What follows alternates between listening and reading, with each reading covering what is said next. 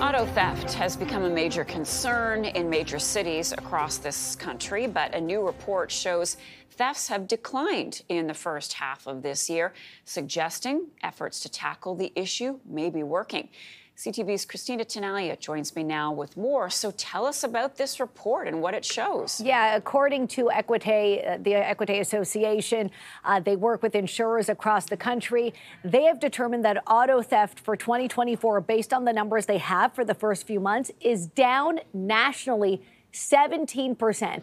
Marcia, no doubt there have been efforts across the country, as we've reported, from local initiatives to federal initiatives to collaborations with all levels of government to work being carried out by the Canada Border Services Agency to really sort of hone in on what has been a crisis in this country. I want to point out, though, that while auto theft is down across the country, there is one section of the country where there's an increase. So let's get to some of those numbers.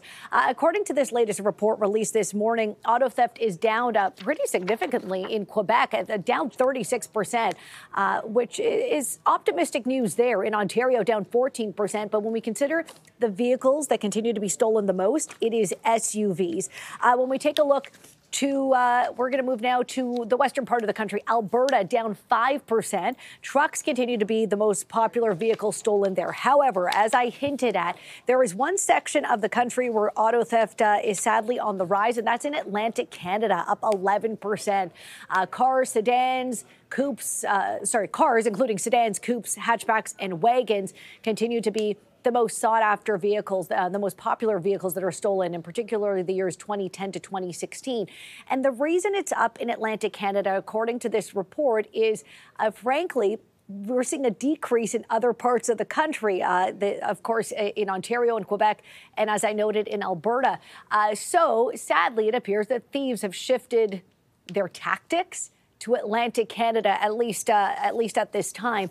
Marcia, you know, it was just last month that in Toronto there was an announcement by various levels of government, but it was an announcement specifically for this new device that the Canada Border Services Agency, I should say, the CBSA, was using. It's a big sort of truck, and as part of it, there's an X-ray, and what they can do, you see in that visual there, for example, there's a vehicle inside a shipping container. Well, this big X-ray device will be able to sort of, instead of you see that person there who opened up the back of the truck to see what's inside, well, the X-ray will be able to determine what's inside, hoping to tackle the issue of auto theft at various ports across the country.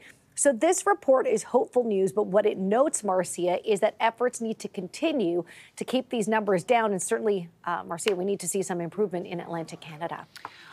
It's also interesting, the years. It's not like the thieves are going after newer models. That kind of strikes me. So, Cristina, overall, are we hearing from any authorities as to their reaction on the decline in thefts?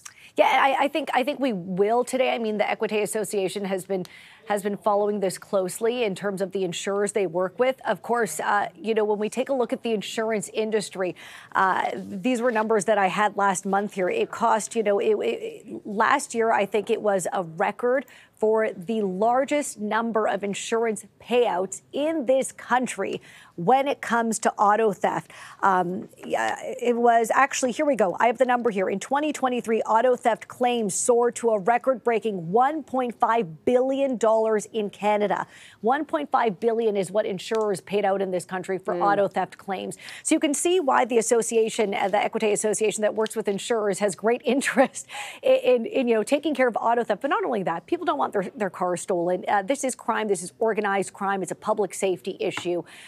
So it's something we know, as we've reported, that the government has been working to tackle. Yes, there's criticism regarding their efforts, but it's hopeful, I think, Marcia, that we're seeing some improvement. Cristina, thanks for that.